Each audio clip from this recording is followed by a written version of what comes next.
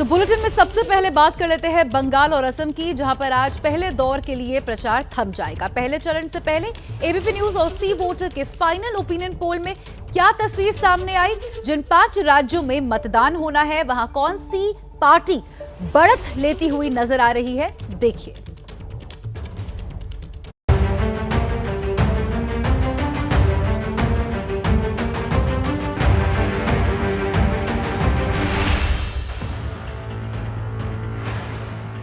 लगभग 1 महीने पहले जिन 5 राज्यों में चुनावी रणभेरी बजी थी, अब वो अपने पहले पड़ाव पर पहुंच चुकी हैं। कौन मैदान मारेगा और सत्ता के सिंहासन पर कौन बैठेगा, इसका आखिरी फैसला जनता करेगी। लेकिन एबीपी न्यूज और सी वोटर के फाइनल ओपिनियन पोल के मुताबिक बंगाल की 294 विधानसभा सीटों में ममता बनर्जी के खाते में 152 से 168 सीटें जाती दिखाई दे रही हैं। बीजेपी को 104 से 120 सीटें मिलने का अनुमान है, जबकि कांग्रेस और लेफ्ट के गठबंधन को 18 से 26 सीटें मिल सकती हैं। ओपिनियन पोल में सरकार भले ही दीदी बना रही है, लेकिन जनता का भरोसा बीजेपी के साथ भी कम नहीं है।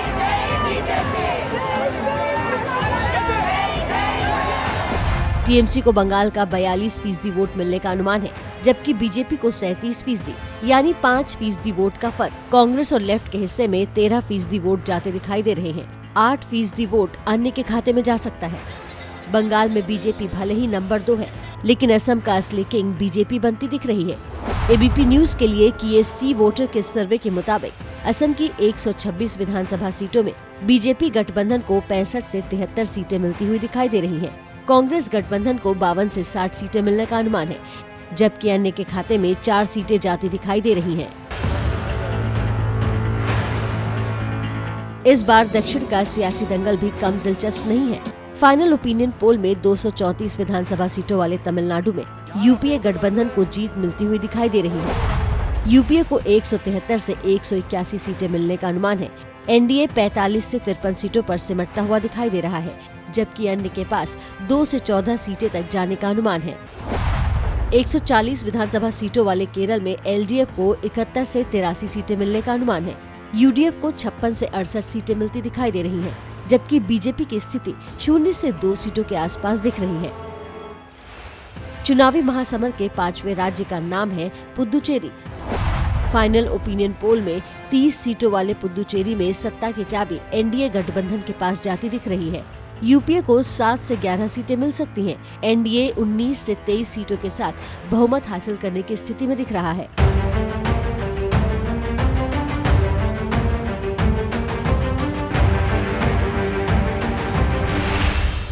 बंगाल के बिल्कुल बगल के राज्य अब असम लिए चलते हैं आपको। असम में भी आज पहले चरण का प्रचार थमने वाला है। क्या कहता है असम का गणित? कौन पहनेगा सत्ता का गमूसा? असम की सियासत में बड़ा किरदार निभाने वाले और असम की संस्कृति बताने वाले गमूसा की कहानी जानिए प्रतिमा मिश्रा की इस रिपोर्ट में।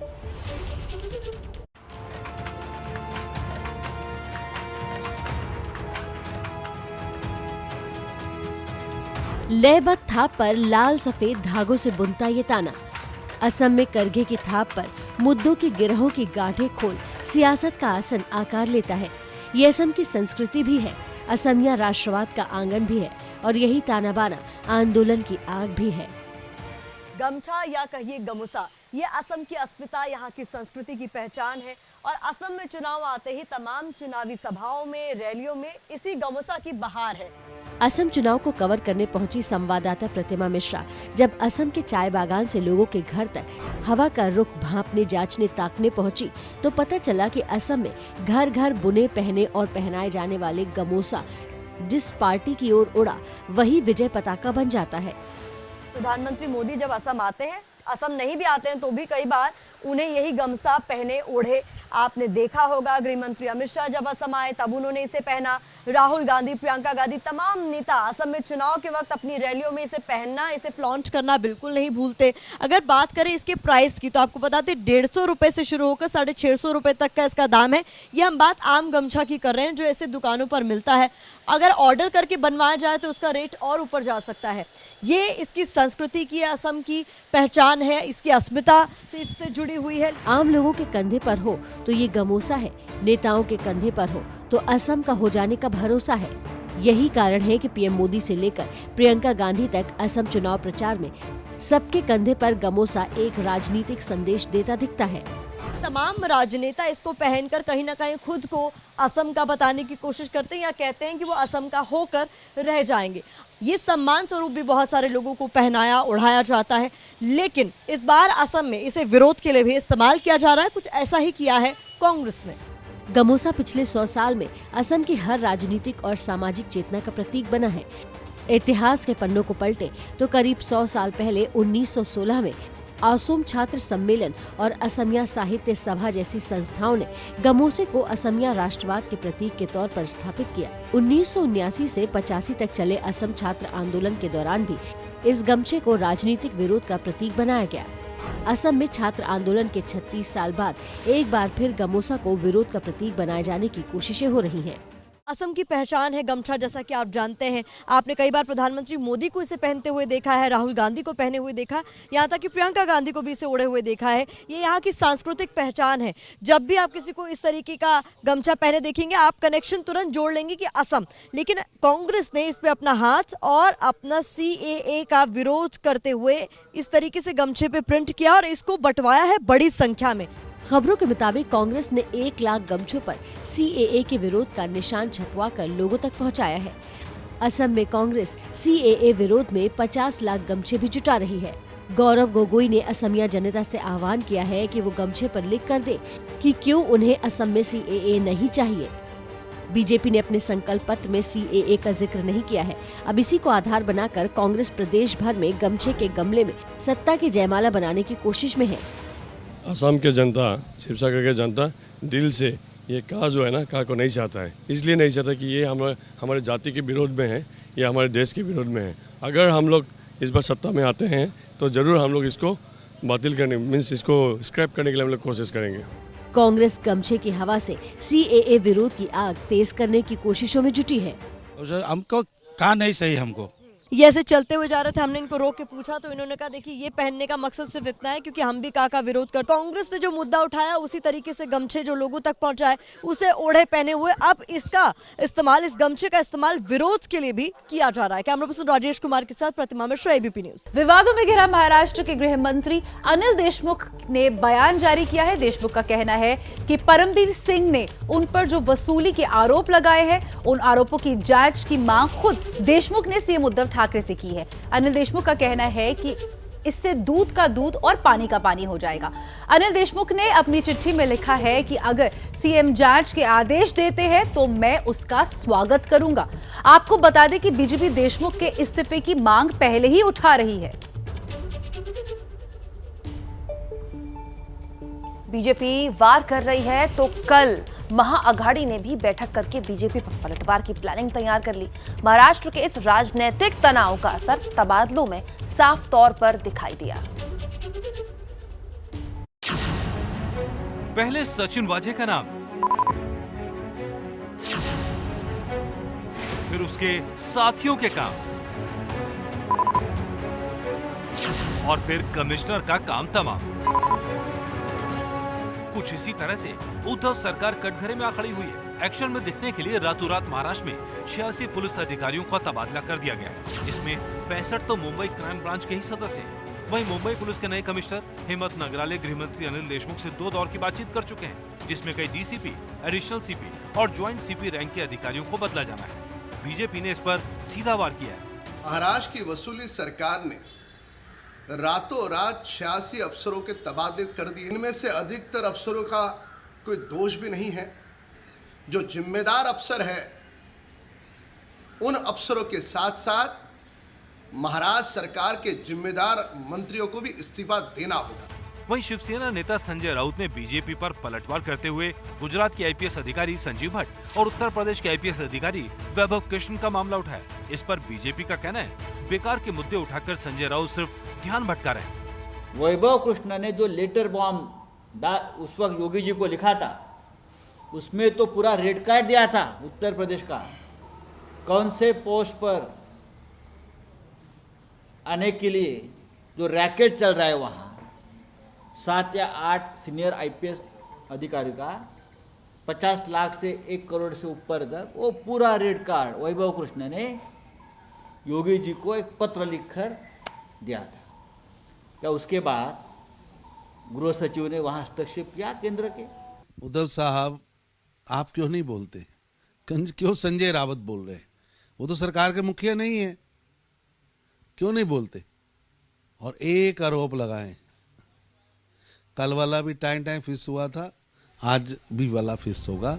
संजीव भट्ट 1988 बैच के आईपीएस अधिकारी हैं जो मोदी विरोधी हैं। संजीव भट्ट ने मोदी पर कई गंभीर आरोप लगाए थे, हालांकि आरोप कभी साबित नहीं हुए। साल 1990 में पुलिस हिरासत में एक शख्स की मौत के आरोप में संजीव भट्ट को 2019 में उम्र कैद मिली। वहीं 2010 बैच के आईपीएस अधिकारी वैभव कृष्ण ने उत्तर प्रदेश के नोएडा में तैनाती के दौरान तबादलों और पोस्टिंग के रैकेट का पर्दाफाश किया था। बाद में रिपोर्ट लीक होने और एक महिला से चैट को आधार बनाकर वैभव कृष्ण को निलंबित किया गया। इस मामले में हर पार्टी एक दूसरे को ही कटघरे में खड़ा कर रही है।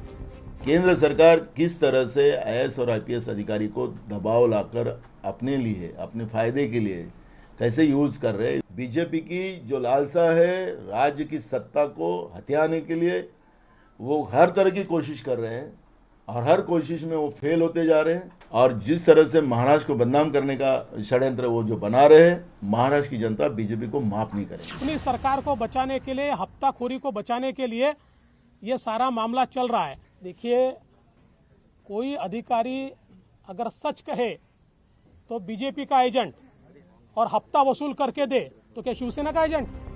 शिवसेना कह रही है कि आरोप लगाने वाले पहले अपने गिरेबा में झांके, तो वहीं बीजेपी महाराष्ट्र में हाथ लगे जैकपॉट को किसी कीमत पर छोड़ना नहीं चाह रही। बात करते हैं एक राष्ट्रीय हॉकी खिलाड़ी की जो इन दिनों अपना खेल छोड़कर सड़क पर आ गया है क्योंकि हालात ने उसे बेघर कर दिया है। क्या हुआ है इस खिलाड़ी के साथ, आइए देखिए।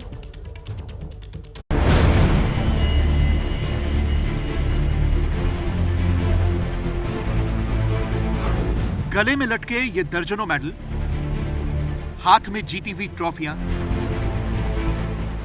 और अनेकों सर्टिफिकेट लेकर भी सड़क पर बैठने को मजबूर, यह है नेशनल हॉकी प्लेयर मोहम्मद तालिब। देश के लिए कई नेशनल टूर्नामेंट खेल चुके तालिब को इस तरह सड़क पर इसलिए आना पड़ा क्योंकि उनका आशियाना छीन लिया गया।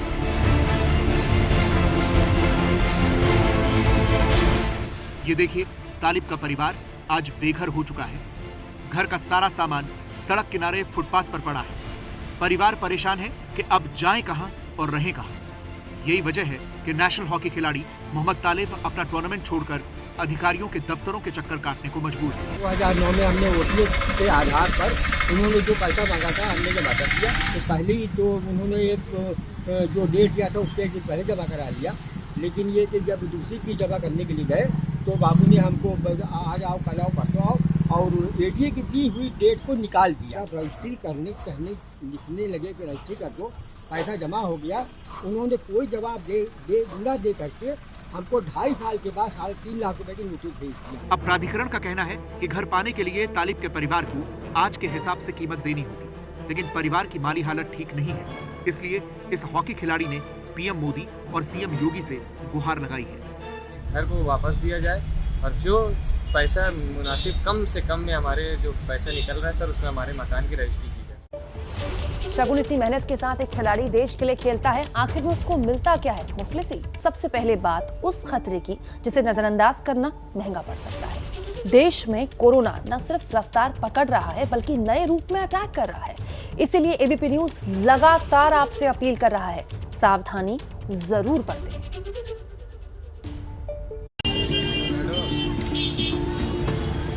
ये महज भीड़ नहीं है बल्कि कोरोना के तांडव का संभावित मैदान है और इन्हीं कंधों पर सवार होकर कोरोना देश में एक बार फिर से फर्राटा भरने लगा है। लोगों की लापरवाही का नतीजा है कि देश में 24 घंटे में 47,262 नए केस सामने आए हैं, जबकि 24 घंटे में 275 लोगों की जान चली गई। रोज बढ़ते मामलों के साथ साथ जो बात सबसे ज्यादा डरा रही है वो है कोरोना का नया रूप, यानी वायरस का नया स्ट्रेन, जिस पर स्वास्थ्य मंत्रालय ने भी चिंता जताई है। देश के 18 राज्यों में कोरोना का नया वेरिएंट पाया गया है। 771 मरीजों में कोरोना के वेरिएंट मिले हैं, जिसमें से 736 में यूके वेरिएंट, 34 में साउथ अफ्रीकन वेरिएंट और 1 में ब्राजीलियन वेरिएंट पाया गया है। वैसे तो पूरे देश में ही कोरोना के मामले बढ़ रहे हैं, लेकिन कुछ राज्यों में स्थिति ज्यादा गंभीर हो गई है। महाराष्ट्र, पंजाब, कर्नाटक ऐसे ही राज्य हैं। अभी देश में एक्टिव मरीजों की संख्या 3,68,457 है, जिसमें से 51% से ज्यादा सिर्फ 10 जिलों में है। इन 10 में से भी 9 जिले महाराष्ट्र के हैं।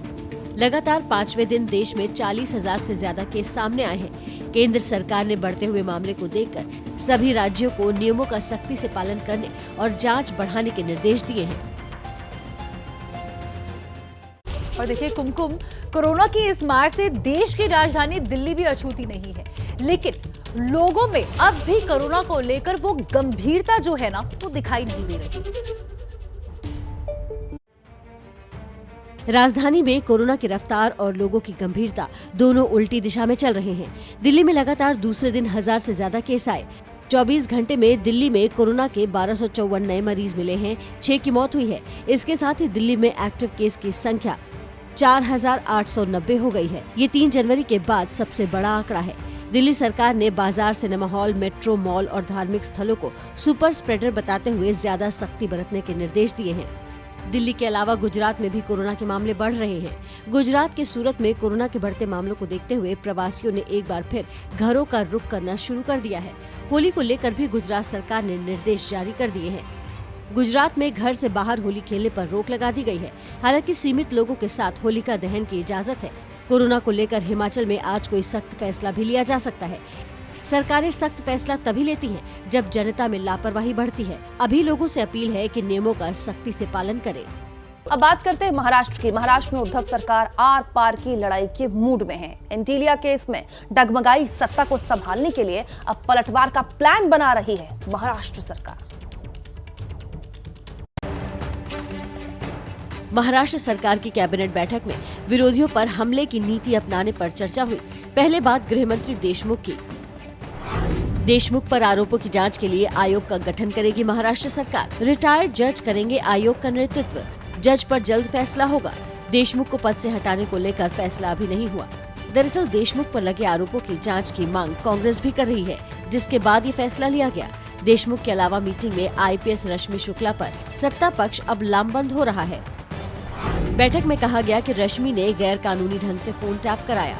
टैपिंग की इजाजत गृह सचिव से लेनी पड़ती है। क्या रश्मि ने इजाजत ली थी? कार्रवाई करने की कोई इशू का ये नहीं है। जो लोग गलती करेंगे उसके ऊपर कार्रवाई होना ही चाहिए। उसमें क्या बात है? जो भी बात है वो आपके सामने आएंगी।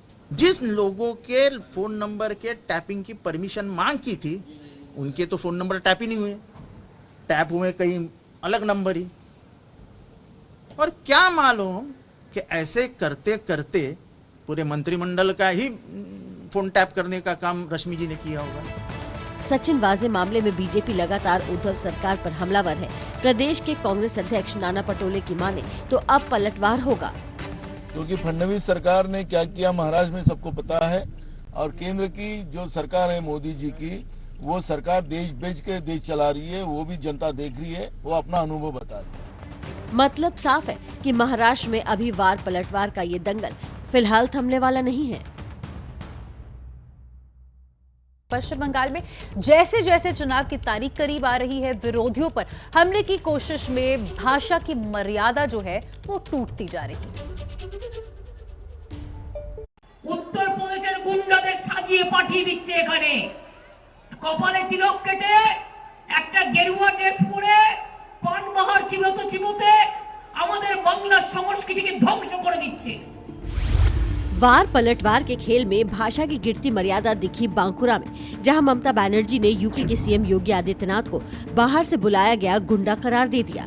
वैसे चुनावी मैदान में लिहाज के पैमाने तोड़ने में बीजेपी भी पीछे नहीं है। बंगाल बीजेपी के अध्यक्ष दिलीप घोष का ये बयान सुनिए। प्लास्टर काटा হয়ে গেল, ফ্রেম ব্যান্ডেজ বাঁধা হয়ে গেছে, আর পা তুলে তুলে সবাইকে দেখাচ্ছে। শাড়ি পরে আছেন, একটা পা ঢাকা একটা খোলা, এরকম শাড়ি পরতে দেখিনি। যদি পাটা বার করে রাখবেন, শাড়ি কেন বারমুড়া পরতে পারেন, তাহলে পরিষ্কার দেখা যায়। पुरुलिया की रैली में ममता पर निशाना साधने की होड़ में दिलीप घोष महिला के सम्मान को ताक पर रख बैठे, तो टीएमसी ने इस बयान को महिलाओं के सम्मान से जोड़ने में देर नहीं लगाई। दिलीप घोष को छोड़कर किसी और से इस तरह की बातों की उम्मीद नहीं की जा सकती। एक महिला मुख्यमंत्री के बारे में इस तरह के शब्दों से पता चलता है कि बीजेपी महिलाओं का सम्मान नहीं करती है। 2 मई को बंगाल की माताएं बहनें सम्मान का जवाब जरूर देंगी। बंगाल में 8 चरण में चुनाव होने हैं। आज पहले चरण के लिए प्रचार का आखिरी दिन है। प्रचार के दौरान जिस तरीके से भाषा की मर्यादा टूट रही है, उससे आने वाले दिनों में और तीखी बयानबाजी होने की आशंका जताई जा रही है।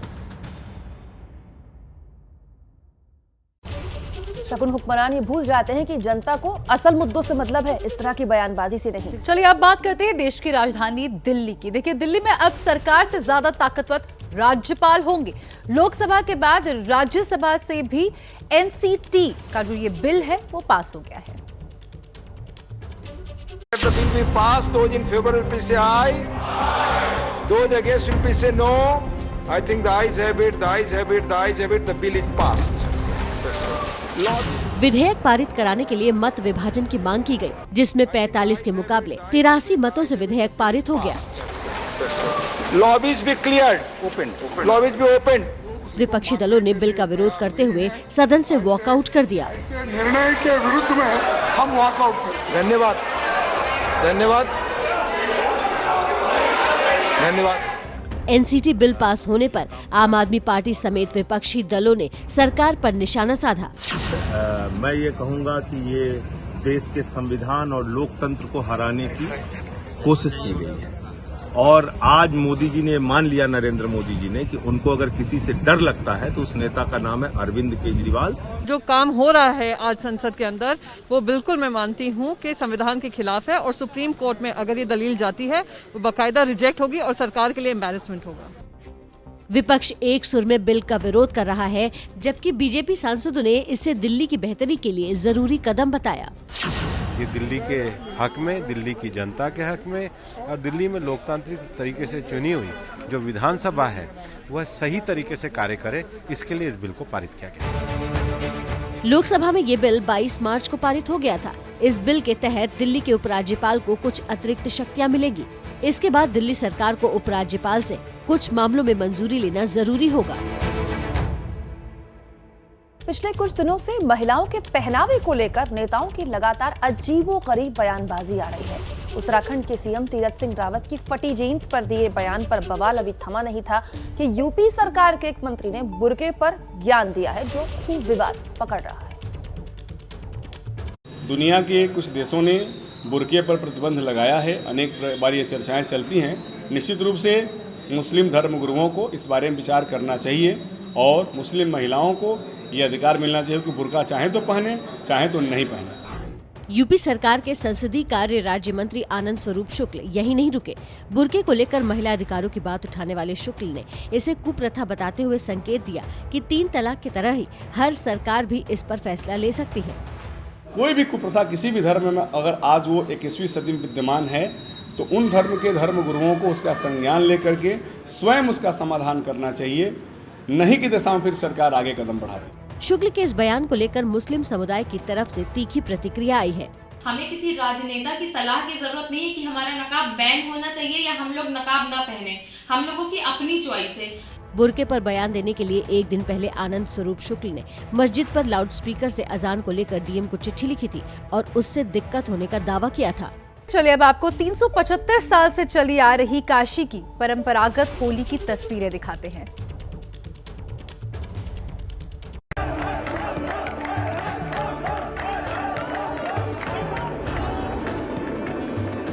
गलियां शिवमय होकर बाबा के रंग में रंग गई है। डमरू के साथ बम भोले की जयकार काशी की गलियों में गूंज रही है और इस तरह पूरा काशी उल्लास के साथ होली के रंग में रंग चुका है। तस्वीरें वाराणसी में रंग भरी एकादशी की है। मान्यता है कि बाबा विश्वनाथ रंग भरी एकादशी के दिन ही मां पार्वती का हिमालय से गौना कराकर अपनी नगरी काशी लेकर आए थे। काशी में रंग भरी एकादशी की ये परंपरा 357 साल से ज्यादा वक्त से चली आ रही है। रंग भरी एकादशी के मौके पर काशी की गलियों में लोगों का कुछ ऐसा हुजूम उमड़ पड़ा कि पैर रखने की भी जगह नहीं थी। ये परंपरा सावधानी के साथ भी मनाई जा सकती थी, लेकिन रंगों के उल्लास में लोगों ने कोरोना के खतरे को नजरअंदाज कर दिया। ये तस्वीरें कोरोना के बढ़ते खतरे को लेकर आगाह कर रही हैं। मास्क और सोशल डिस्टेंसिंग की ये अनदेखी कोरोना को पैर पसारने का मौका दे सकती है। थोड़ी सी सावधानी के साथ त्योहारों का आनंद भी उठाया जा सकता है और कोरोना से खुद को और अपनों को सुरक्षित रखा जा सकता है। बता दें आपको, भ्रष्टाचार और ट्रांसफर पोस्टिंग के कथित खेल को लेकर बीजेपी लगातार उद्धव सरकार पर हमलावर है। और इस बीच जो बड़ी खबर आ रही है, बड़ी खबर यह है कि महाराष्ट्र के राज्यपाल भगत सिंह कोश्यारी देहरादून आ गए हैं। आज उद्धव ठाकरे की अगुवाई में महाराष्ट्र सरकार का एक प्रतिनिधिमंडल राज्यपाल से मिलने वाला था। राज्यपाल भगत सिंह कोश्यारी 28 मार्च को महाराष्ट्र वापस लौटेंगे। राजभवन कार्यालय से सरकार को बाकायदा संदेश भी दे दिया गया है। गवर्नर सेक्रेटरी को मिलकर डेलीगेशन पत्र दे सकता है, यानी कि गवर्नर सेक्रेटरी से मिलकर डेलीगेशन जाकर पत्र दे सकता है। दरअसल कल देवेंद्र फडणवीस की अगुवाई में बीजेपी का एक प्रतिनिधिमंडल राज्यपाल से मिलने के लिए पहुंचा था। उसके बाद कल ही खबर आई थी कि कांग्रेस और पूरी महाअघाड़ी के नेता उद्धव ठाकरे की अगुवाई में राज्यपाल से मिलकर सरकार का पक्ष रख सकते हैं वसूली मामले में। और अब खबर आई है कि राज्यपाल भगत सिंह कोश्यारी देहरादून आ गए हैं। राज्यपाल भगत सिंह कोश्यारी उत्तराखंड से ही ताल्लुक रखते हैं।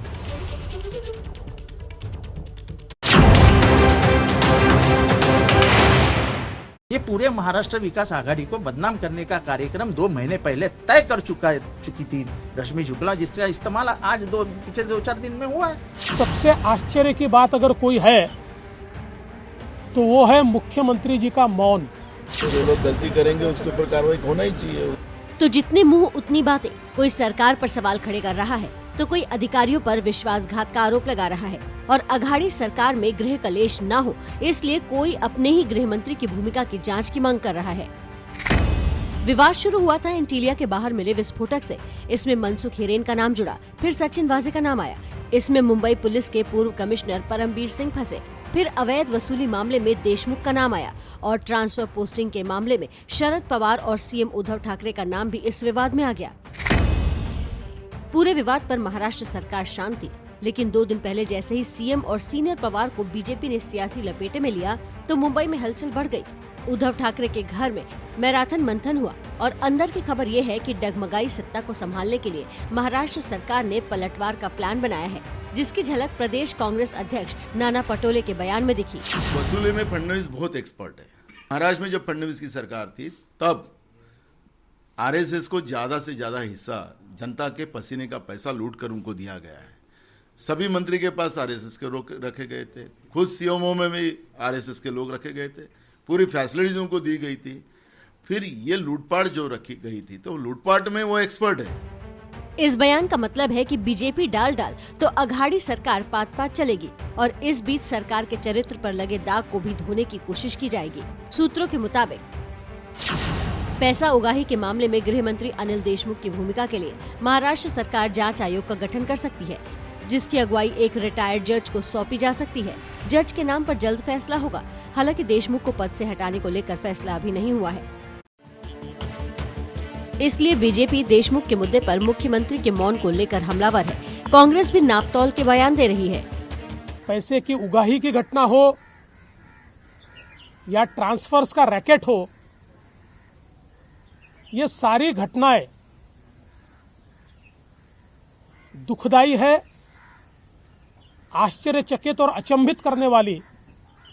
इस प्रकार की ये सारी घटनाएं महाराष्ट्र में हो रही है, किंतु इसमें सबसे आश्चर्य की बात अगर कोई है तो वो है मुख्यमंत्री जी का मौन। ये सब प्रकरण को एक बेबुनियाद बनाया गया था, महाराष्ट्र को बदनाम करने का काम किया जा रहा था और सच का सच सामने आएगा।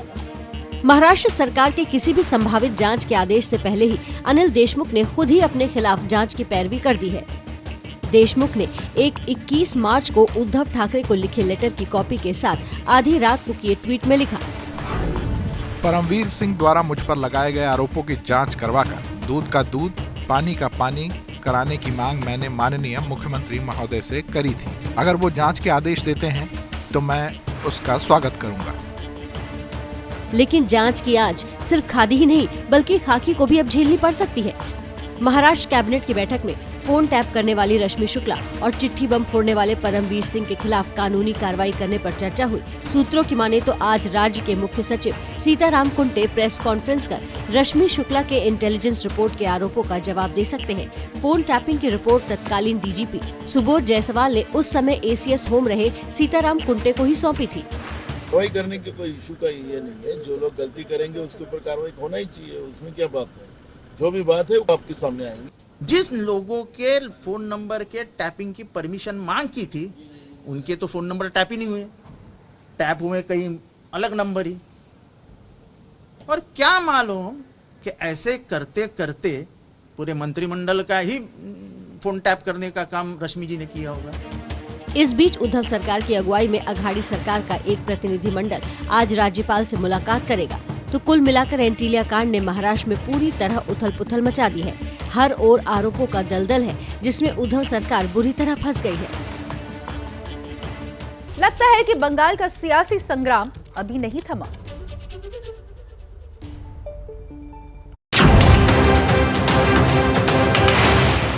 বিজেপিকে একদম বোল্ড আউট করে দিন, বোল্ড আউট করে দিন। তো মাই দিদি চাচ্ছে আসল পরিবর্তন আছে। জ্বলছে আলুচির মতো ফুলছে, জ্বলছে আলুচির মতো ফুলছে। तृणमूल के टोलाबाजों ने लूट लिया। তুমি যারা কি বাজ, তুমি ধান্দাবাজ। हमारा सपना सोनार बांग्ला। আর সোনার বাংলা বলতে পারে না, সোনার বাংলা। ओ दीदी बाप रे बाप। बंगाल में चल रहे सियासी ड्रामे को देखकर जनता भी कुछ ऐसा ही बोल रही है, क्योंकि सियासी मंचों पर उनके मुद्दे कम और मनमुटाव ज्यादा दिख रहा है। अब जब आमने सामने दीदी और मोदी होते हैं तो ये मनमुटाव महासंग्राम में बदल जाता है। दीदी पहले पीएम मोदी और बीजेपी पर हमलावर रहती थी, लेकिन अब उन्हें योगी आदित्यनाथ भी खटकने लगे हैं। उत्तर प्रदेशের গুন্ডাদের সাজিয়ে পাঠিয়ে দিচ্ছে এখানে, কপালে তিলক কেটে একটা গেরুয়া ড্রেস পরে পানবাহার চিবোতে চিবোতে আমাদের বাংলার সংস্কৃতিকে ধ্বংস করে দিচ্ছে। योगी जब जब बंगाल आए उन्होंने दीदी के चंडी पाठ पर चोट की, मंदिर जाने पर निशाना साधा और शायद यही वजह है कि दीदी जनता के द्वारे जा रही हैं तो सूद समेत सब कुछ लौटा रही हैं। लेकिन दीदी की जुबानी धार को कुंद करने के लिए इधर पीएम मोदी भी मोर्चा संभाले हुए हैं। जब चुनाव आता है तो कहती है सरकार द्वारे द्वारे, सरकार द्वारे द्वारे। 2 मई को पश्चिम बंगाल दीदी को द्वार दिखाएगा। लोकेरा अपना के दौरजा देखावे। मोदी जानते हैं कि लड़ाई भले ही सियासी हो, लेकिन भाषा का संयम बना रहना चाहिए। लेकिन उनके नेता इस संस्कार को भूल गए हैं। ये आरोप टीएमसी ने बीजेपी अध्यक्ष दिलीप घोष का एक वीडियो जारी करके लगाया, जो पुरुलिया की जनसभा का है। প্লাস্টার কাটা হয়ে গেল, ব্যান্ডেজ বাঁধা হয়ে গেছে, আর পা তুলে তুলে সবাইকে দেখাচ্ছেন। শাড়ি পরে আছেন, একটা পা ঢাকা একটা খোলা, এরকম শাড়ি পরতে দেখিনি। যদি পাটা বার করে রাখবেন, শাড়ি কেন বারমুড়া পরতে পারেন, তাহলে পরিষ্কার দেখা যায়। इस जुबानी जंग में जनता किसके साथ जाएगी? दोनों दलों के लिए इसका पहला इम्तिहान 48 घंटे बाद है, जब 27 मार्च को बंगाल की 30 सीटों के लिए 12 जिलों में मतदान होगा। लेकिन उससे पहले बंगाल में फिर से बड़े नेताओं की रैलियों का रेला लगने वाला है। ममता बनर्जी आज 4 रैलियां करने वाली हैं। जवाब में अमित शाह भी 4 रैलियों को संबोधित करेंगे। योगी आदित्यनाथ भी आज बंगाल में 3 रैलियों को संबोधित करेंगे। रक्षा मंत्री राजनाथ सिंह की 3 रैलियां भी प्रस्तावित हैं। बीजेपी की चुनावी बागडोर अभिनेता मिथुन चक्रवर्ती भी संभाल रहे हैं, तो आज 3 रोड शो करेंगे। इसके अलावा गौतम गंभीर भी 2 रैलियां और 1 रोड शो करेंगे। इस बार जोर से छाप। आज शाम 5 बजे पहले चरण का चुनाव प्रचार थम जाएगा। मौका आखिरी है, इसलिए हर दल ने अपने दिग्गजों को दमखम दिखाने के लिए मैदान में उतार दिया है। एक तरफ अकेले ममता बनर्जी है, तो दूसरी तरफ बीजेपी की पूरी फौज। और मानकर चलिए कि जैसे जैसे सूरज बंगाल के आसमान में चढ़ेगा, नेताओं के तेवर भी चढ़ेंगे और जुबानी हमले और तेज होंगे। और इस समय एक बड़ी खबर आ रही है। भारत में कोविड-19 मामलों के इजाफे और कोरोना रोधी टीकाकरण की बड़ी रफ्तार के बीच सरकार ने एक फैसला लिया है कि फिलहाल एस्ट्राजेनेका कोविशील्ड वैक्सीन के निर्यात पर पाबंदी लगा दी जाएगी। तो ये बड़ा फैसला लिया गया है सरकार की तरफ से कि फिलहाल एस्ट्राजेनेका कोविशील्ड वैक्सीन के निर्यात पर पाबंदी लगा दी जाएगी। दिन ब दिन कोरोना के जो मामले हैं वो बढ़ते जा रहे हैं और इसी के चलते सरकार की तरफ से ये फैसला लिया गया है कि अब एक्सपोर्ट जो कोविशील्ड वैक्सीन का है उस पर पाबंदी लगा दी जाएगी।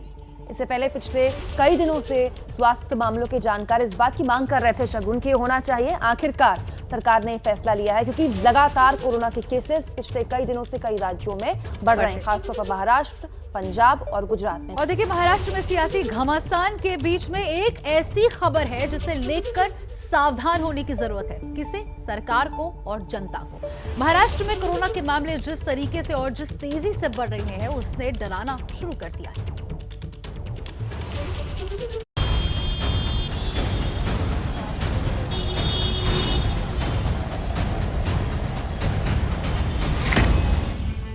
महाराष्ट्र और खासकर मुंबई के लिए तस्वीरें लोगों की लापरवाही के सबूत है, तो वहीं आंकड़े चेतावनी है कि आगे क्या हो सकता है।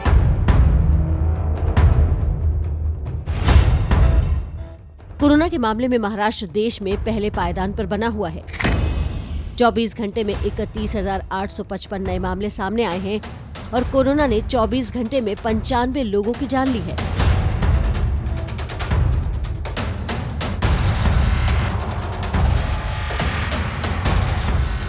वैसे तो लगभग पूरा महाराष्ट्र कोरोना की चपेट में है, लेकिन एशिया की सबसे बड़ी झुग्गी बस्ती मुंबई के धारावी में कोरोना विस्फोट ने हड़कंप मचा दिया है। धारावी में 24 घंटे में 62 केस सामने आए हैं। धारावी में छोटे छोटे कमरों में 10 से 12 लोग रहते हैं। साथ ही सार्वजनिक शौचालय का इस्तेमाल इसे और खतरनाक बनाता है। बढ़ते मामलों के बावजूद बीएमसी ने फिलहाल मुंबई में लॉकडाउन की संभावना से इनकार किया है। वहीं बीड में लॉकडाउन 4 अप्रैल तक बढ़ा दिया गया है।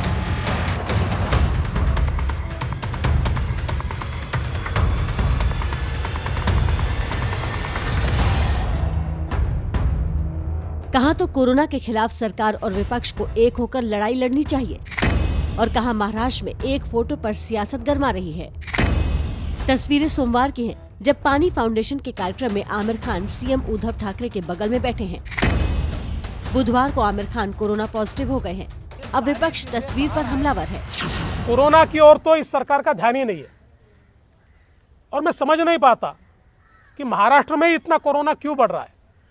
सरकार इस पे क्या करती है? सियासत अपनी जगह, लेकिन महाराष्ट्र में कोरोना की जो स्थिति है उसमें सरकार से ज्यादा लोगों का जागरूक होना जरूरी है।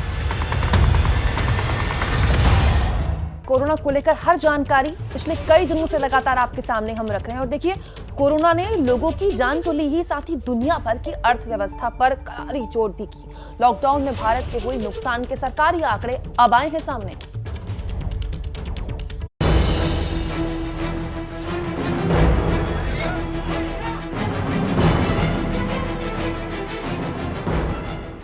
भारत सरकार की तरफ से जारी आंकड़े के मुताबिक देश में लॉकडाउन के दौरान शहरी बेरोजगारी दर 20.9% पहुंच गई थी। यही पिछले साल जनवरी से मार्च के बीच 9.1% थी। अप्रैल से जून के बीच 15 से 29 साल के लोगों में बेरोजगारी दर 34% तक पहुंच गई थी।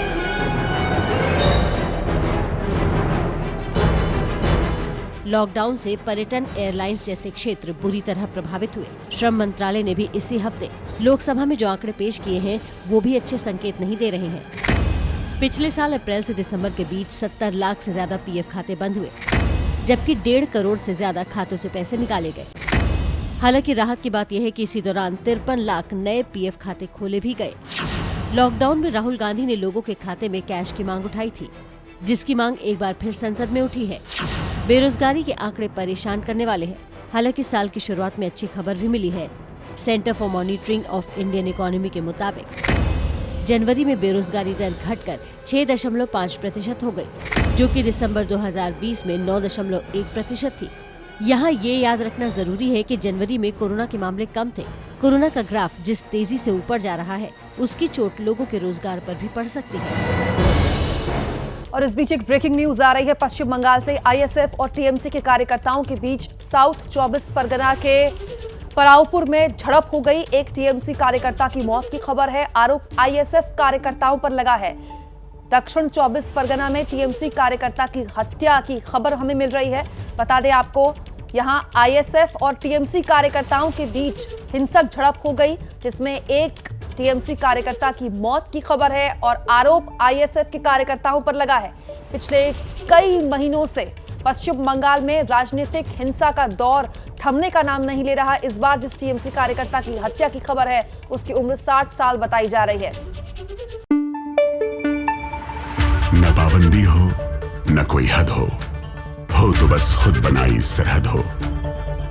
ये मुहिम है परतों में छिपे हर सच की तलाश की, सियासत पर रखी पैनी नजर और आंख की, खबरों की दुनिया में एक जिम्मेदार आवाज की, जुर्म और जुल्म के खिलाफ हर बेबस के लिए इंसाफ की। जब कोई हद नहीं इंसानियत के लिए जज्बात की, जब कोई हद नहीं खुशियों और ख्वाब की, तब कोई हद क्यों हो नए नजरिए और बदलाव की। तोड़ के हदों के ताले नए सपनों को पाले, बांधे सबको एक धागे, आपको रखे आगे एबीपी न्यूज।